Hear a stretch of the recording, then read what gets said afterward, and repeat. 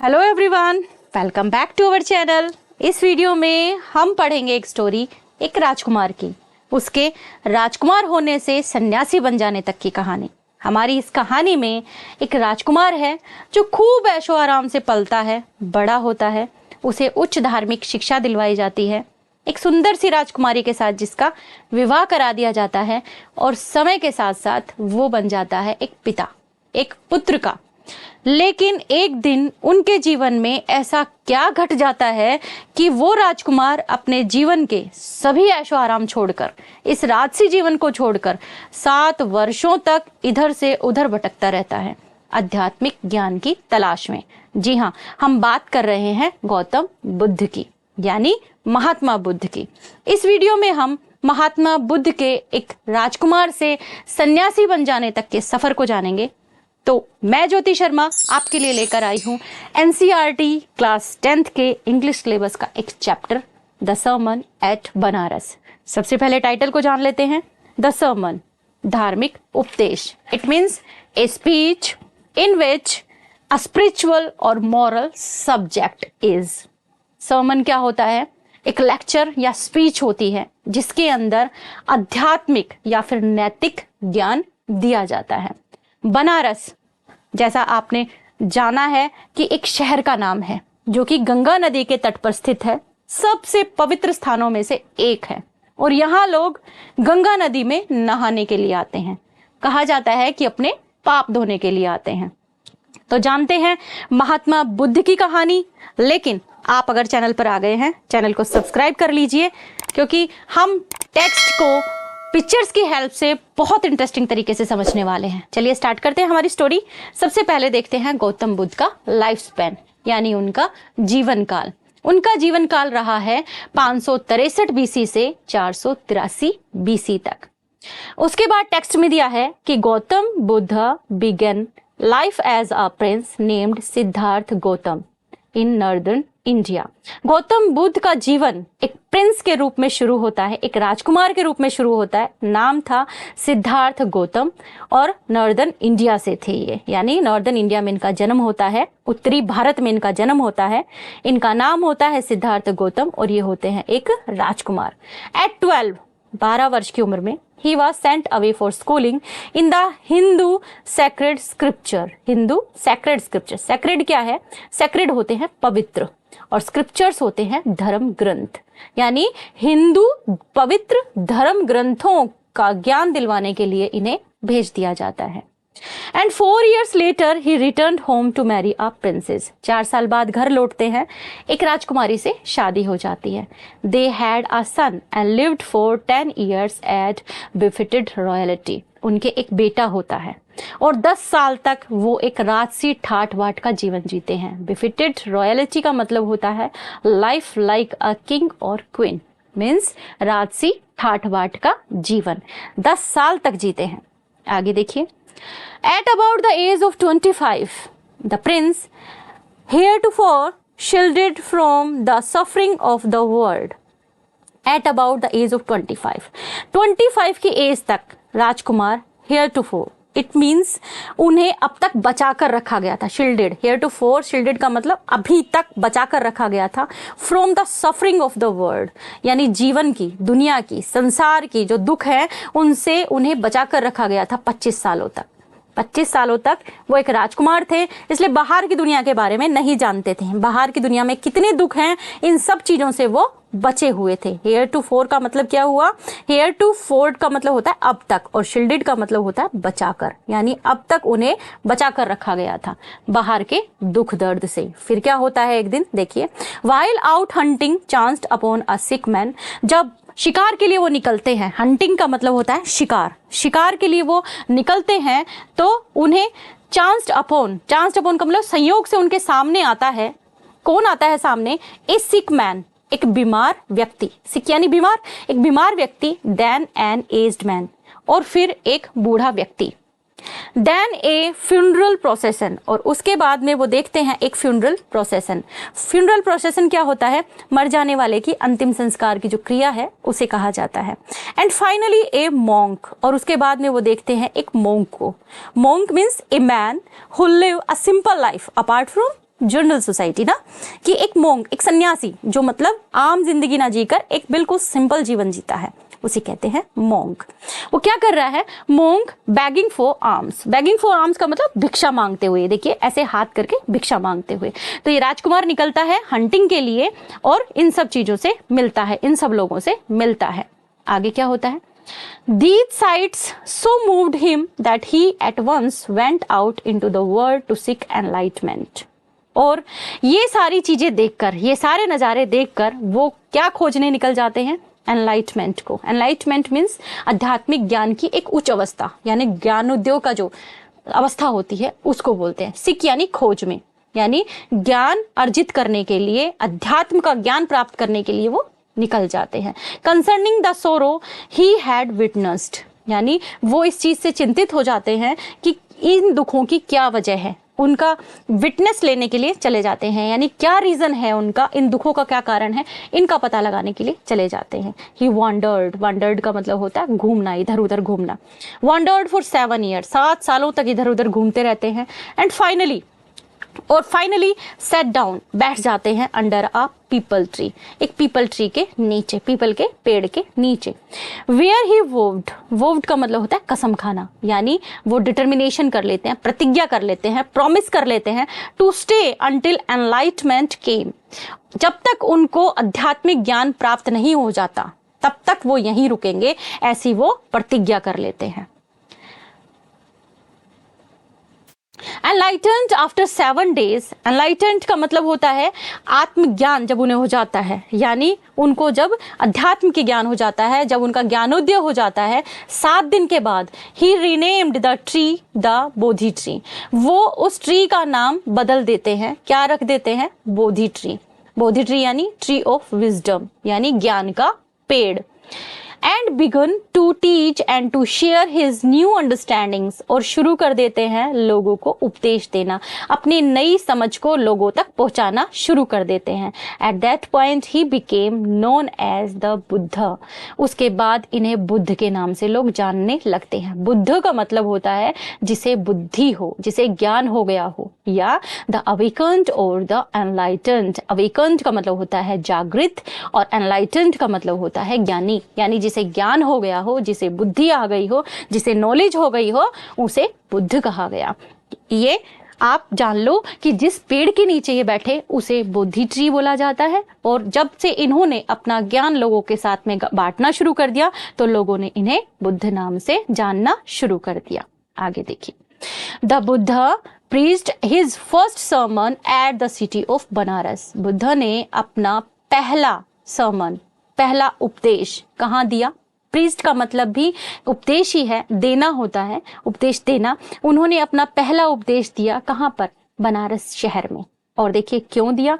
Most Holi of the dipping places. Dipping places means जहाँ लोग डुबकी लगाने आते हैं, डिपिंग, डिप करना है ना, डुबकी लगाना, dipping place on the river Ganges, कि जो गंगा नदी के किनारे जितने भी शहर बसे हैं, जो भी पवित्र शहर बसे हैं, उनमें सब में एक यानी सर्वोत्तम एक शहर है बनारस। वहां उन्होंने अपना पहला उपदेश दिया। दर्शम्स has been preserved and is given here, और उस उपदेश को संभाल कर रखा गया, संरक्षित रखा गया। प्रिजर्व्ड का मतलब संरक्षित रखना, संरक्षित रखा गया और जिसे यहाँ पर दिया गया है, यानी हमारे चैप्टर में दिया गया है, जिसे हम अभी पढ़ने वाले हैं। It reflects the Buddha's wisdom about one inscrutable kind of suffering. Inscrutable का मतलब होता है कि रहस्य में, आप मिस्टीरियस कह सकते हैं, जिसको हम स्क्रूटनाइज नहीं कर सकते, जिसको सॉल्व नहीं कर सकते, मीन्स मिस्टीरियस है। यानी बुद्धा जो है वो अपना विजडम हमारे सामने प्रेजेंट करते हैं उस सर्मन के थ्रू। लोगों की जो सफरिंग होती है, काइंड ऑफ सफरिंग, कि आखिर दुखों का कारण क्या है, इस चीज को आज तक कोई समझ नहीं पाया, उस चीज को हमें समझाने के लिए वो कहां पर अपना उपदेश देते हैं? बनारस में अपना उपदेश देते हैं। आगे देखिए, आगे यहाँ जो कहानी है वो है किस्सा गौतमी की। एक औरत है जिसका बेटा मर चुका है, वहां से उसकी कहानी को बताते हुए वो हमें बताएंगे कि दुखों की मेन जो कारण है, मेन जो वजह है वो क्या है। देखो यहाँ से शुरू होती है कहानी। किस्सा Gautami had an only son. किस्सा गौतमी के पास में सिर्फ एक ही बेटा था एंड ही डाइड, और वो मर चुका था। In her grief she carried the dead child to all her neighbours, और वो बहुत सारे अपने पड़ोसियों के पास में उस बेटे को लेकर जाता है, उस मरे हुए बेटे को लेकर जाती है। आस्किंग देम फॉर मेडिसिन, उनसे दवाई पूछती है। एंड द पीपल सेड, और लोग क्या कहते हैं, she has lost her senses. लोग कहते हैं कि वो अपनी सेंसेस खो चुकी है। सेंसेस यानी सुध बुध खो देना, कि वो अपनी सुध बुध खो चुकी है। एक किस्सा गौतमी नाम की औरत है जिसका बेटा था और वो बेटा मर चुका था, लेकिन वो माँ अपने बच्चे को दोबारा जीवित करने के लिए दरवाजे दरवाजे जाती है, अपने पड़ोसियों के दरवाजों पर जाकर उनसे दवाई मांगती है कि काश कोई दवाई मिल जाए और मेरा बेटा फिर से जीवित हो जाए। तो लोग ऐसा देखकर उसे क्या कहते हैं कि शायद इसने अपनी सुध-बुध खो दी, क्योंकि लड़का मर चुका है। The boy is dead. At length Kisa Gotami met a man who replied to her request, और बाद में या काफी समय बाद में किस्सा गौतमी एक आदमी से मिलती है, हु रिप्लाइड, जो उसे जवाब देता है उसकी रिक्वेस्ट के बदले। क्या जवाब देता है, I can not give thee medicine, thee यानी यू, मैं तुम्हें कोई मेडिसिन नहीं दे सकता, कोई दवाई नहीं दे सकता, for thy, Dai means your, तुम्हारे बच्चे के लिए, but I know a physician who can, लेकिन मैं एक फिजिशियन को जानता हूँ, मैं एक डॉक्टर को जानता हूँ जो ऐसा कर सकता है। एंड द गर्ल सेड, और वो लड़की कहती है, यानी जो किस्सा गौतमी है वो कहती है, प्रे टेल मी, कि प्रार्थना है मेरी, प्लीज मुझे बताओ सर, हु इज इट, कौन है वो। एंड द मैन रिप्लाइड, वो जो आदमी है वो रिप्लाई करता है, उत्तर देता है, गो टू शाक्य मुनि बुद्धा, कि तुम जाओ शाक्य मुनि बुद्धा के पास। किस्सा गौतमी रिपेयर्ड, अब देखिए रिपेयर्ड का मतलब वैसे तो होता है किसी चीज को ठीक करना, लेकिन यहाँ आएगा शरण में जाना। किस्सा गौतमी शरण में जाती है बुद्धा के, एंड क्राइड, और रोती है, लॉर्ड, कि भगवान, and master, Swami, give me the medicine that will cure my boy, मुझे प्लीज कोई दवाई दो, मुझे कोई ऐसी औषधि दो कि मेरा बेटा ठीक हो जाए। द बुद्धा आंसर्ड, बुद्धा जवाब देते हैं, I want a handful of mustard seed, मुझे एक मुट्ठी मस्टर्ड सीड चाहिए, सरसों के बीज चाहिए। मस्टर्ड यानी सरसों, सरसों के बीज चाहिए। And when the girl in her joy promise to procure it, procure का मतलब होता है टू ऑब्टेन, मीन्स कुछ प्राप्त करना, यानी जब वो ऐसा करने के लिए राजी हो जाती है, लाने के लिए राजी हो जाती है खुशी खुशी, तो बुद्धा क्या कहते हैं, बुद्धा अपनी उस बात के अंदर जोड़ते हुए कहते हैं कि the mustard seed must be taken from a house where no one has lost a child, husband, parent और फ्रेंड, कि मुझे सरसों के बीज उस घर से लाकर देना जिस घर में आज तक कभी भी कोई बच्चा, कोई पति, किसी के माँ बाप या किसी के दोस्त ना मरे हों, यानी किसी भी परिवार ने, उस परिवार से लेकर आना जिस परिवार ने आज तक कभी किसी बच्चे को, किसी पति को, किसी माँ बाप को या फिर अपने किसी दोस्त को ना खोया हो। अब देखिए, poor Kisa Gotami now went from house to house and the people pitied her and said, poor Kisa Gotami, कि बेचारी किस्सा गौतमी जाती है एक दरवाजे से दूसरे दरवाजे, यानी एक घर से दूसरे घर, एंड द पीपल पिटेड, और लोग उस पर दया दिखाते हैं। एंड सेड, कहते हैं, here is mustard seed take it, कि लो सरसों के दाने ले जाओ।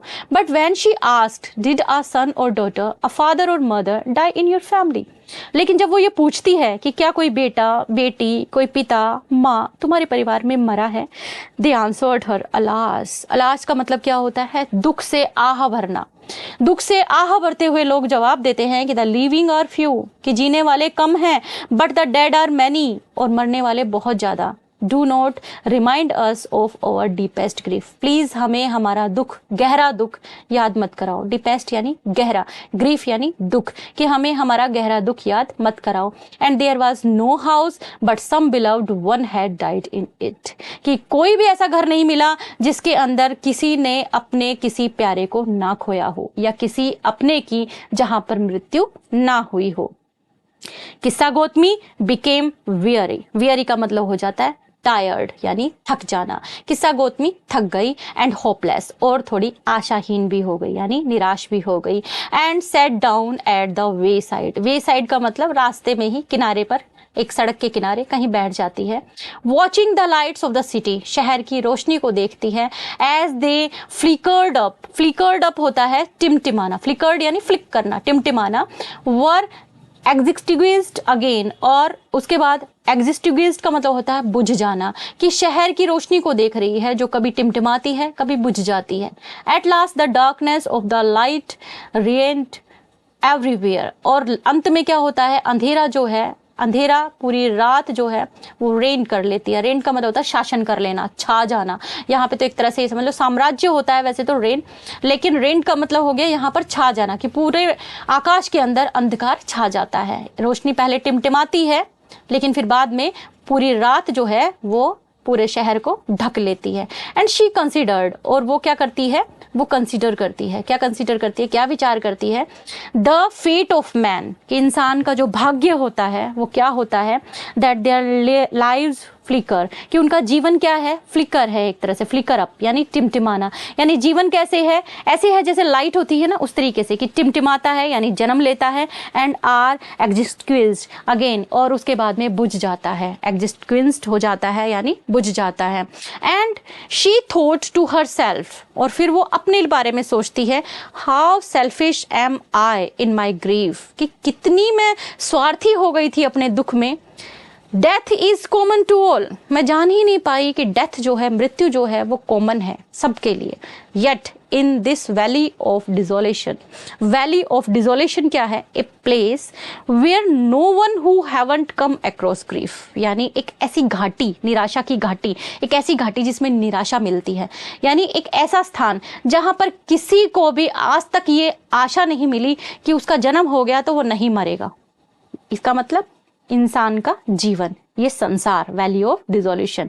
There is a path that leads him to immortality who has surrendered all selfishness, कि इस घाटी के अंदर, जिसके अंदर निराशा ही निराशा है, यानी मृत्यु जो है वो आनी ही आनी है, यहाँ पर अगर इमॉर्टैलिटी किसी को मिली है तो किसे मिली है, उसे जिसने सरेंडर कर दिया हो। सरेंडर्ड का मतलब होता है समर्पण किया, सेल्फिशनेस का मतलब होता है स्वार्थ, जिसने स्वार्थ का समर्पण कर दिया वो अमर हो जाता है।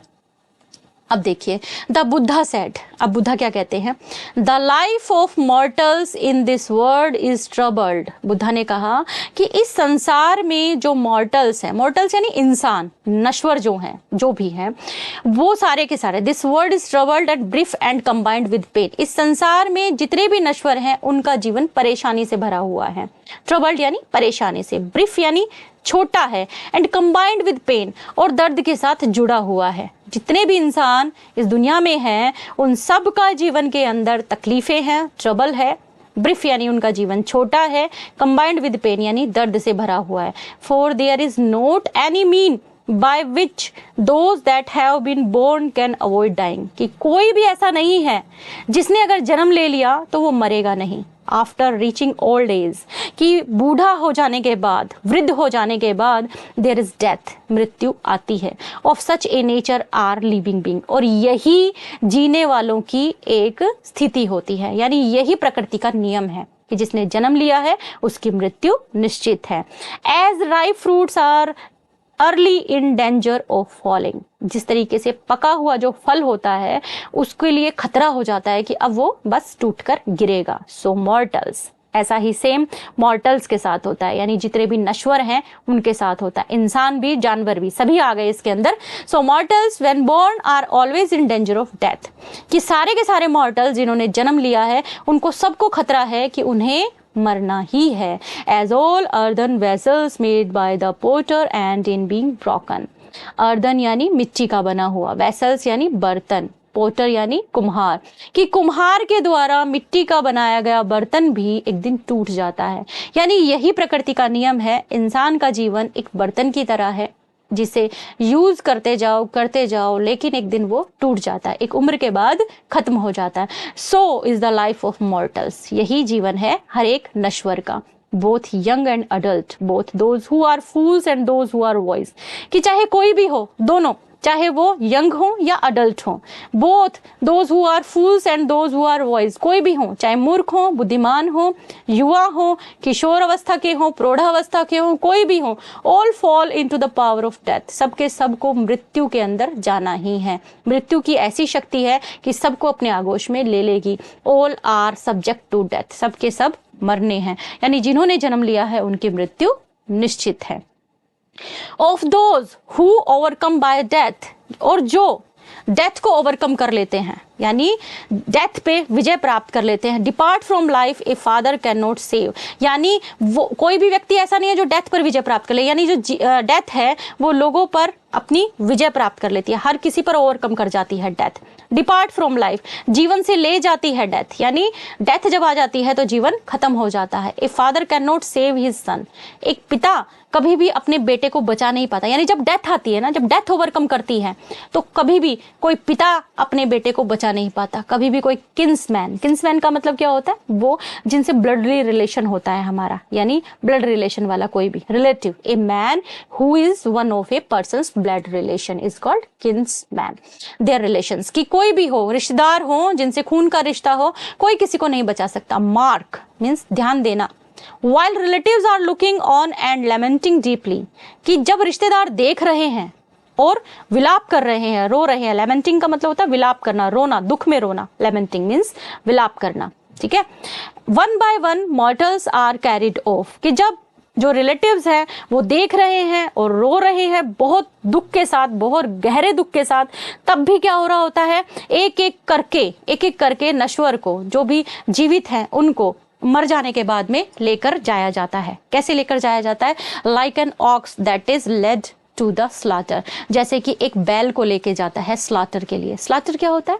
स्लाटर का मतलब होता है भाई to kill an animal usually for food, और you can say that to kill a large number of people at one time is called slaughter. आप बुच्चड़ खाना बोल सकते हैं हिंदी में, ठीक है। यानी एक ऑक्स को जैसे बुच्चड़ खाने में लेकर जाया जाता है, उसी प्रकार से कोई भी नश्वर है जब वो मर जाता है तो उसको ले जाया जाता है, और रिलेटिव्स देखते रह जाते हैं, रोते रह जाते हैं। So the word is afflicted with death, तो हम कह सकते हैं कि वर्ड जो है अफ्लिक्टेड, अफ्लिक्टेड का मतलब होता है ट्रबल्ड विद डेथ।